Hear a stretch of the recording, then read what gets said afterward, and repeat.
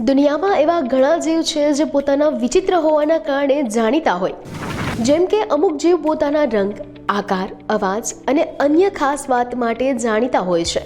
પરંતુ એક એવું જીવ જે પેદા નર થાય છે, પરંતુ ધીમે ધીમે ઉંમરની સાથે તે માદા બની જાય છે.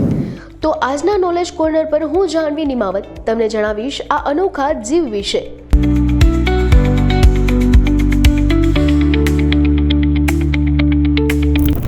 આ અનોખા જીવનું નામ રિબન ઈલ છે. રિબન ઈલ વિશ્વના સૌથી વિચિત્ર પ્રાણીઓમાંનું એક છે, જે તેના પાતળા શરીર અને પાંખો સાથે પૌરાણિક ચાઇનીઝ ડ્રેગન જેવું દેખાય છે.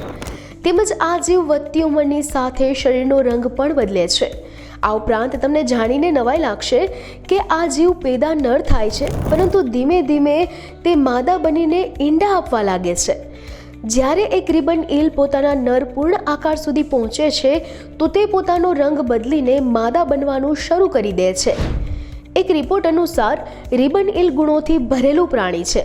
તેમજ આ જીવનું જીવનચક્ર 3 તબક્કામાંથી પસાર થાય છે, જેમાં પ્રથમ તબક્કામાં આ પ્રાણીનો રંગ કાળો હોય છે, જે પોતાના જીવનની શરૂઆત પુરુષ તરીકે કરે છે, જેમાં પીળા પાંખો હોવાથી તેને સરળતાથી ઓળખી શકાય છે. જ્યારે બીજા તબક્કામાં આ જીવ જેમ જેમ પરિપક્વ થાય છે તેમ તેમ કાળા ચમકીલા રંગને બદલે વાદળી રંગનું થઈ જાય છે, જ્યારે તેની પાંખ ચમકીલા પીળા રંગની જ હોય છે. ત્રીજા તબક્કામાં તે ઈલ લગભગ 1.3 મીટર એટલે કે 4 ફૂટ સુધી લાંબુ હોય છે. ત્યારે તેના શરીરમાં મોટો બદલાવ આવે છે.